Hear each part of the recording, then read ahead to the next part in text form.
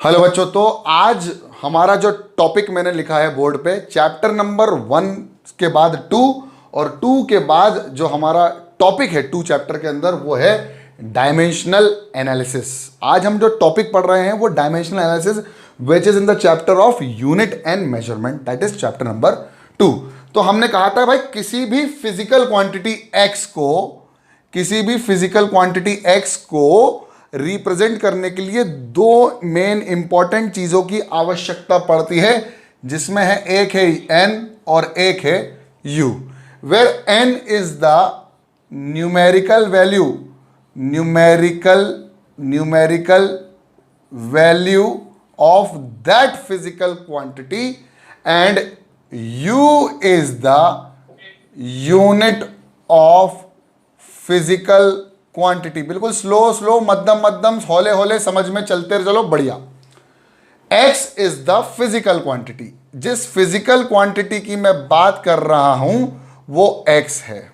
बहुत प्यारा, बहुत बढ़िया, एक नंबर, ये समझ में आ गया। जैसे फॉर एग्जाम्पल मैंने कहा लेंथ एक फिजिकल क्वांटिटी है, उसको अगर मैं कहूं कि भाई किसी की भी लेंथ जो है वो 5 मीटर है, तो 5 हो गई उसकी न्यूमेरिकल वैल्यू और m हो गई यानी मीटर हो गई उसकी यूनिट। तो ऐसे हमने बात करी थी कि देयर आर 7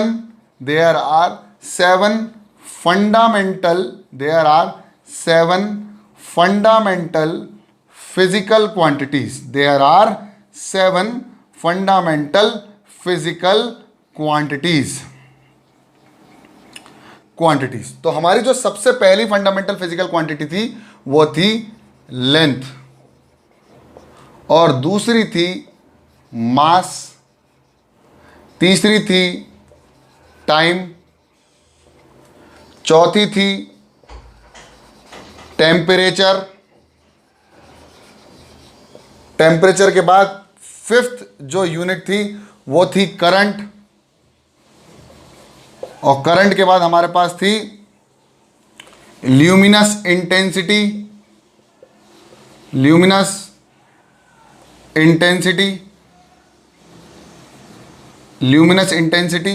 और हमारे पास जो 7 थी वो थी नंबर ऑफ मोल्स, या इसको ब्रैकेट में लिख सकते हैं अमाउंट ऑफ सब्सटेंस। ये हमारे पास थी। फिर हमने कहा इन फिजिकल क्वांटिटीज से जो मिलकर आई उनको बोला डिराइव्ड फिजिकल क्वांटिटीज। कौन सी आई? डिराइव्ड।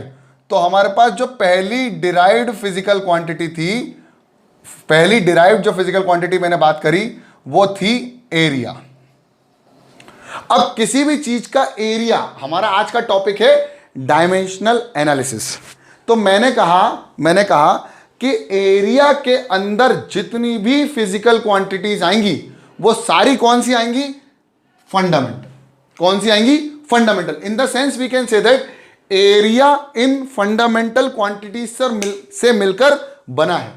कौन सी फंडामेंटल क्वांटिटीज? ये सारी 7 की 7 फंडामेंटल क्वांटिटीज से मिलकर कौन बना है? एरिया। जितनी भी डिराइव फिजिकल क्वांटिटीज हैं, वो सारी फंडामेंटल क्वांटिटीज से मिलकर ही बनी है। यानी इनके अंदर पूरी जो होंगी वो क्या होंगी? Fundamental quantities. अब देखो कैसे। एरिया का फॉर्मूला होता है लेंथ इंटू ब्रेथ। क्या होगा? Length into breadth. अब मैं केवल लेंथ इंटू ब्रेथ की बात नहीं करता, मैं अगर एरिया ऑफ ट्राइंगल की भी बात करूं तो मेरे पास होता half base into height. Area of square की भी बात करूं तो क्या होगा? Side into side. Area of parallelogram की भी बात करूंगा तो मेरे पास आएगा बेस इंटू हाइट। यानी दो फिजिकल क्वांटिटीज, कौन सी? लेंथ और लेंथ का मल्टीप्लीकेशन है एरिया। दो फिजिकल क्वांटिटीज जिसमें एक लेंथ और दूसरी भी लेंथ का मल्टीप्लीकेशन है। इसका मतलब एरिया के अंदर पूरी की पूरी जो फिजिकल क्वांटिटी है वो कौन सी है? लेंथ। यानी एरिया लेंथ के डायमेंशन पर काम करता है, पूरा लेंथ के डायमेंशन पे काम करता है। In the sense we can say that कि अगर एरिया का डायमेंशन निकालने चाहूं तो एरिया का the dimensions of area is equal to कितना है, लेंथ को काय में डायमेंशन करेंगे, लेंथ में, और ब्रेथ को भी काय में करेंगे, लेंथ में। लेंथ इंटू लेंथ कितना हो जाएगा, लेंथ स्क्वायर। अब इसको रिप्रेजेंट करने का तरीका अलग है। जो मैं डायमेंशनल एनालिसिस करता हूं तो हर एक डिराइव फिजिकल क्वांटिटी को डायमेंशनली मैं अलग तरीके से रिप्रेजेंट करता हूं। हम रिप्रेजेंट करते हैं, we represent the dimensions of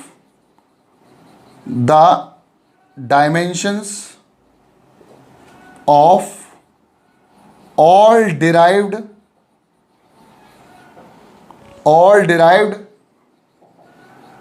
physical quantities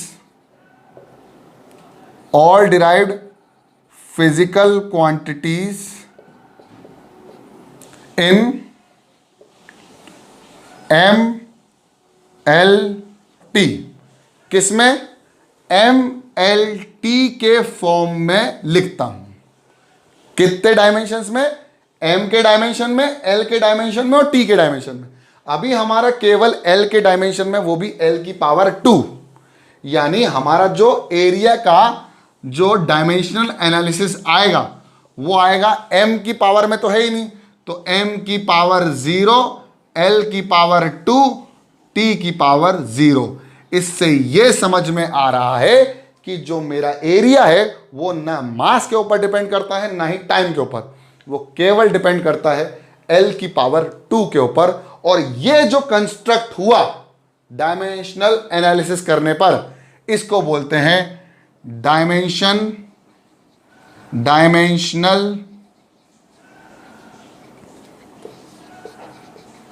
formula. क्या बोलते हैं, dimensional formula of area.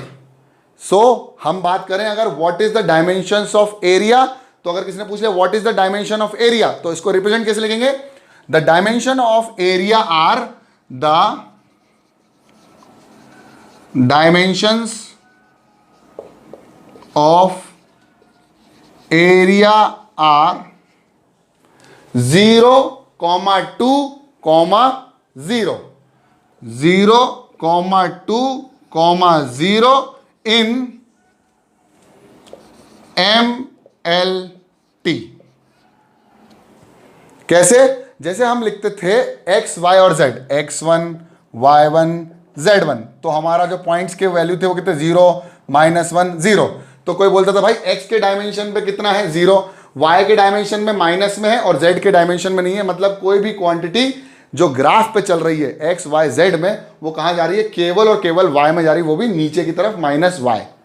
In the sense ऐसे ही किसी भी फिजिकल क्वांटिटी को हम MLT के डायमेंशंस में लिखते हैं। कैसे, the dimensions of area are 0 to 0 या 0, 2, 0 इन द डायमेंशंस MLT। उतार लो। ओके, तो हमारा जो नेक्स्ट है वो है एरिया के बाद वॉल्यूम। तो अब देखते हैं वॉल्यूम किस तरह से काम करता है और वॉल्यूम का डायमेंशंस क्या क्या है। तो आपको डायमेंशन फॉर्मूला बनाना आ गया होगा। डायमेंशन फॉर्मूला क्या होता है, केवल हमें फंडामेंटल यूनिट्स जितनी भी हैं उनकी पावर्स देखनी है कि किस पावर के ऊपर डिपेंड कर रहा है।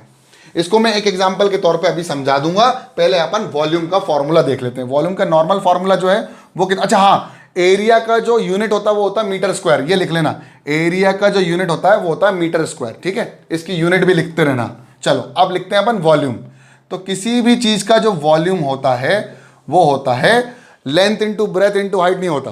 इसका वॉल्यूम होता है area of base into height. क्या होता है मेरे प्यारे बच्चों, area of base into height. ठीक है, अब एरिया ऑफ बेस क्या होता है मेरे प्यारे बच्चों, लेंथ इंटू ब्रेथ, जो भी है बेस में जो एरिया, पाई आर स्क्वायर होगा, pi r square into height, area of cylinder, volume of cylinder, pi r square into height. यानी बेस जो होगा उसमें 2 लेंथ का मल्टीप्लाई होगा। यानी लेंथ इंटू हाइट भी काय में होगी, लेंथ में। तो अगर इसके डायमेंशंस देखें तो डायमेंशंस ऑफ वॉल्यूम, तो डायमेंशंस ऑफ वॉल्यूम की बात करें तो देखा जाए तो हमारे पास केवल और केवल डायमेंशन जो है वो है L की पावर 3। यानी अगर मैं बात करूं M की तो इसमें कोई डायमेंशन नहीं है, T की तो कोई डायमेंशन नहीं है। अब इसको एग्जांपल से समझो। जैसे हमारे पास ये बॉक्स है, इस बॉक्स की जो वॉल्यूम है वो कभी टाइम के साथ चेंज नहीं होगा, इसलिए volume does not depend on time. यानी अगर टाइम के साथ डिपेंड नहीं कर रहा तो MLT के फॉर्म में लिखना हो तो M की पावर 0, L की पावर 3 और T की पावर बहुत प्यारे से 0। कैसे? अगर मैं इस बॉक्स को अनंत काल के लिए रख दूं, T is equal to infinity second के लिए रख दूं, तो कभी भी इसका वॉल्यूम में कोई परिवर्तन नहीं आएगा। और रही बात इसके डायमेंशंस की, अगर डायमेंशन सेम रख दूं और अगर इस कागज की जगह मैं लोहा इस्तेमाल कर लूं तो मास चेंज होगा लेकिन वॉल्यूम चेंज नहीं होगा, क्योंकि वॉल्यूम किसके ऊपर डिपेंड कर रहा है? केवल लेंथ, ब्रेथ और हाइट यानी डायमेंशंस पे काम कर रहा है, मास पे काम नहीं कर रहा है। इसलिए volume does not depend on mass, यानी मास की power 0। Volume does not depend on time, time की power 0। Volume only depend on length, वो भी लेंथ की पावर 3, क्योंकि लेंथ पर भी करता है, ब्रेथ भी करता है और हाइट पर भी करता है। तो dimensional formula of volume will be equal to 0। अब ऐसे लिखेंगे, द डायमेंशनल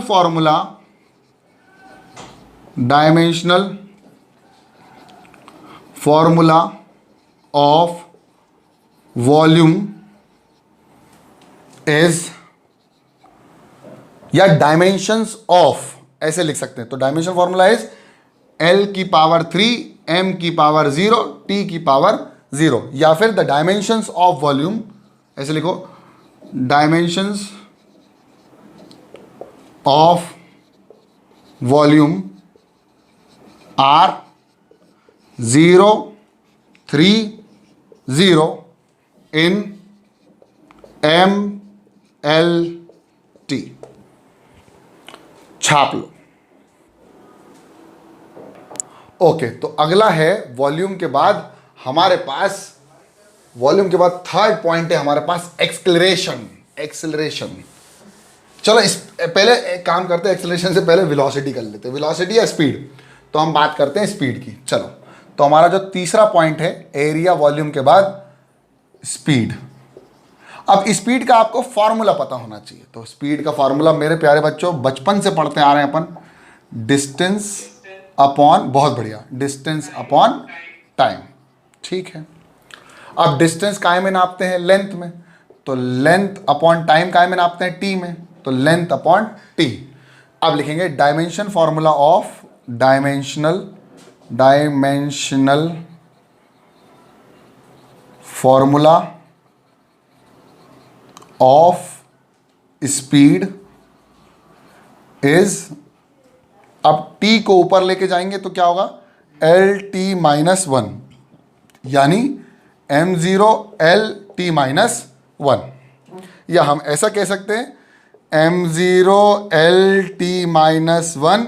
और किसी किसी किताब में अगर LT-1 लिखा है तो डरना नहीं है, और इसकी यूनिट होती है, डिस्टेंस की यूनिट होती है मीटर पर सेकेंड। तो इसकी यूनिट होगी मीटर पर second. Therefore the dimensions of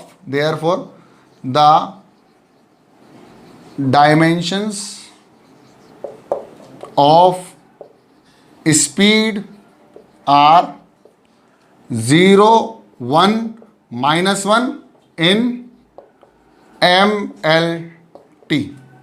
छापो। Okay, तो नेक्स्ट है हमारे पास स्पीड के बाद एक्सेलरेशन। नेक्स्ट है एक्सेलरेशन। देखते हैं एक्सेलरेशन क्या कहता है। Dimensional formula. चौथा पॉइंट है एक्सेलरेशन। चौथा पॉइंट है एक्सेलरेशन। एक्सेलरेशन क्या होता है? Change in velocity, speed with respect to time. जैसे हम बोलते थे ना v - u/t, ऐसे ही बोलते थे एक्सेलरेशन। अब एक बताओ v - u का क्या आएगा? स्पीड ही आएगी, तो मान लीजिए v माइनस यू आ गई speed upon time. Speed upon time क्या हो गया? एक्सेलरेशन। क्या वेलोसिटी अपॉन टाइम क्या हो गया? एक्सेलरेशन। अब वेलोसिटी अपॉन टाइम, वेलोसिटी का कितना होता था? तो भाई डायमेंशनल फॉर्मूला ऐसे लिखेंगे, dimensional formula of acceleration will be equal to speed मतलब L T minus one upon T. देखो स्पीड का भी इसके पहले निकाला था, L T minus one upon T. T ऊपर गया तो ये हो जाएगा L T minus one T minus one, यानी आ जाएगा एल टी माइनस टू, यानी M zero L T minus two is the dimensional formula of acceleration या dimensions of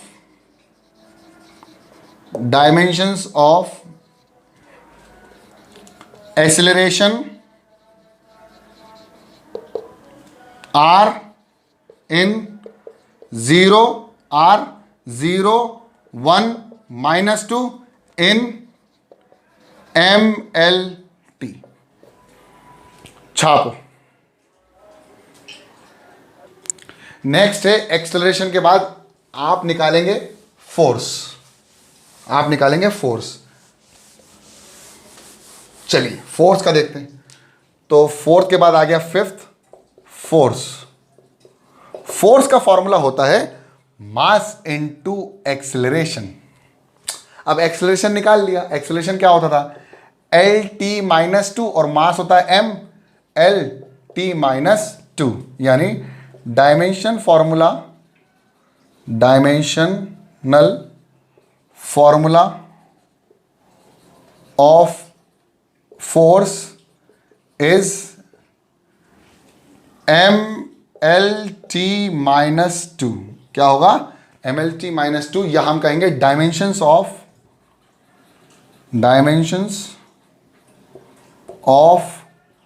force are 1 1 minus two in M L T. The dimensions of force are 1 1 minus two in M L T. इसका मतलब यह है कि अब भैया जो force है वो किसके ऊपर डिपेंड कर रहा है? मास के ऊपर भी डिपेंड कर रहा है और इसके एक्सेलरेशन के ऊपर भी डिपेंड कर रहा है। समझ में आया? छाप लो जल्दी फटाफट। यानी अच्छा एक काम करते हैं, इसके बाद अपन एक काम और करते हैं, वर्क का भी कर लेते हैं। Third fourth fifth sixth. तो सिक्स्थ है वर्क। अब वर्क का फॉर्मूला, अच्छा हाँ, इसकी यूनिट होती है, इसकी होती है न्यूटन। भाई यूनिट नहीं लिखवा रहा हूं, लिख लेना न्यूटन। न्यूटन मतलब एन, ऐसे रिप्रेजेंट करते हैं। अब वर्क है, वर्क का फॉर्मूला होता है force into displacement cos theta. अभी कॉस थीटा वाला जो लफड़ा है ना वो बाद में बताऊंगा, पहले लिख लो work is equal to force into displacement. अब फोर्स क्या होगा? Mass into acceleration into displacement. Acceleration क्या होगा? अब देखो यार, आपको अगर फॉर्मूला पता है तो ठीक है, लेकिन अगर फॉर्मूला नहीं पता तो आप और जितना आप फंडामेंटल तक जा सकते हो उतना जाओ। जैसे mass into acceleration into displacement. अब मास इनटू एक्सेलरेशन को क्या लिख सकता हूं? Speed upon time into displacement. Speed को क्या लिख सकता हूं? M into distance upon time into distance. अब देखो, अब कुछ नहीं हो गया, डी इंटू डी यानी L into L, L square M L square T minus two. देखो कैसे, अब यहां से भी खेल सकते हो। देखो यहां से, देखो मास इनटू एक्सेलरेशन से हम यहां से भी खेल सकते हैं। फोर्स का कितना आया जल्दी बताओ? फोर्स का आया M L T minus two, तो M L T minus two into हमारा क्या है? डिस्टेंस कितना है? डिस्टेंस कितना है? L, L into L, L square M L square T minus two is the dimensional formula या डायमेंशंस ऑफ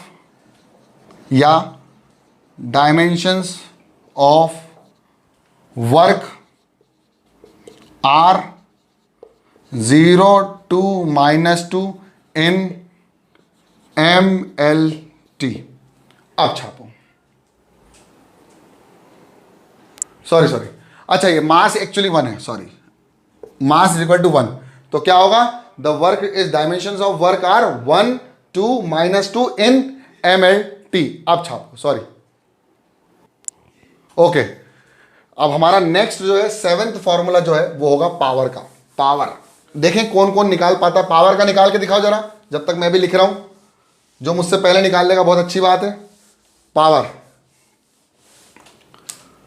पावर कौन सा है? सिक्स्थ, इसके बाद सेवेंथ। पावर, पावर का फॉर्मूला किस किस को याद है जल्दी बताओ। Power, power, power work, work divided by time, work divided by time.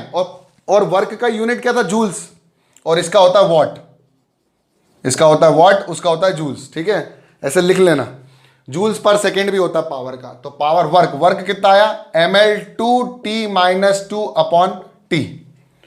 तो टी ऊपर गया तो कितना हो जाएगा? ml2t-2t-1, यानी ml2t-3 is the dimensional formula, या डायमेंशंस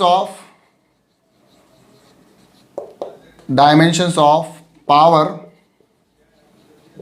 आर 1 2 -3 इन mlt। छापो। ओके, तो नेक्स्ट हम कोशिश करेंगे निकालने की इंपल्स। इंपल्स का फॉर्मूला, इंपल्स, इंपल्स होता है मेरे प्यारे बच्चों force at a particular time, यानी फोर्स इनटू टाइम। इंपल्स एक बहुत छोटे से टाइम पीरियड या अंतराल में बहुत ज्यादा फोर्स महसूस हो जाता है तो उसको बोलते हैं इंपल्स। जैसे इलेक्ट्रिकल इंपल्स हमारे दिमाग तक एक केमिकल छोड़ते हैं तो वो इंपल्स जो होता है वो होता है झटका, that is known as force into time. ऐसे ही इसको बोलते हैं जर्क। ठीक है, तो फोर्स इनटू टाइम। अब देखो क्या है फोर्स, क्या है? mlt-2 इंटू टी, तो हो जाएगा mlt-2 + 1 that is equal to mlt-1 is called impulse. छापो। चलो नेक्स्ट करते हैं। नेक्स्ट है 8 के बाद आता है 9th। 8 के बाद 9th, चलो निकाल के देखा, मोमेंटम। मोमेंटम 8 के बाद 9th, मोमेंटम। मोमेंटम होता है mass into velocity, mass into velocity. Mass मतलब m, मास मतलब m, m वेलोसिटी lt-1। तो मोमेंटम का डायमेंशन फॉर्मूला क्या होगा? mlt-1, या dimensions of momentum are 1 1 -1 in mlt। यार देखने वाली बात यह है कि जो हमने इंपल्स लिखा था उसका डायमेंशन फॉर्मूला भी यही आया था। जरा देखा होगा आपने इसके पहले। Dimension formula of impulse is also mlt-1, और मोमेंटम भी क्या होगा? mlt-1। तो dimensional formula for impulse and momentum is same. Unit क्या है? यूनिट क्या है? डायमेंशनल यूनिट क्या है इसकी? Mass into metre upon second, mass into metre पर सेकेंड, केजी मीटर पर सेकेंड, केजी मीटर पर सेकेंड। छाप। ओके, तो नेक्स्ट फॉर्मूला कोशिश करेंगे हम डेंसिटी। डेंसिटी, और डेंसिटी होता है मास अपॉन वॉल्यूम। तो होता है मास अपॉन वॉल्यूम। अब मास मतलब m और नीचे वॉल्यूम मतलब l की पावर 3, तो ऊपर जाएगा तो हो जाएगा ml की पावर -3 t की पावर 0। अब t तो है ही नहीं तो t की पावर 0, यानी आंसर आएगा ml -3 t 0।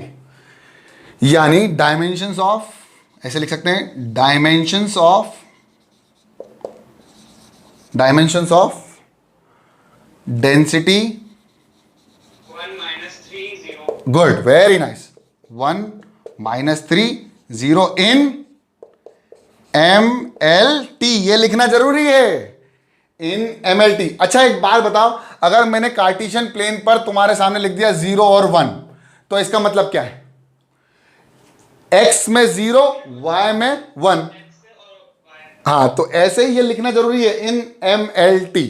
ठीक है, छापो। yes sir चलिए अब आपके लिए एक सेकेंड, हाँ, अब आपके लिए होमवर्क देते हैं हम। होमवर्क है आपके लिए 3 से 4 डायमेंशनल फॉर्मूला आपको निकालने हैं और उनके डायमेंशंस निकालने हैं कि किन किन डायमेंशंस पे काम करता है।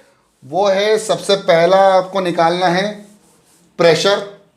पहला आपको निकालना है प्रेशर, आपके लिए होमवर्क क्वेश्चन है प्रेशर। फिर आपको निकालना है थ्रस्ट, फिर आपको निकालना है स्ट्रेन, और स्ट्रेन के बाद universal gravitational constant, universal gravitational constant. Universal gravitational constant के बाद आपको निकालना है रेजिस्टिविटी, रेजिस्टिविटी और कंडक्टिविटी, कंडक्टिविटी।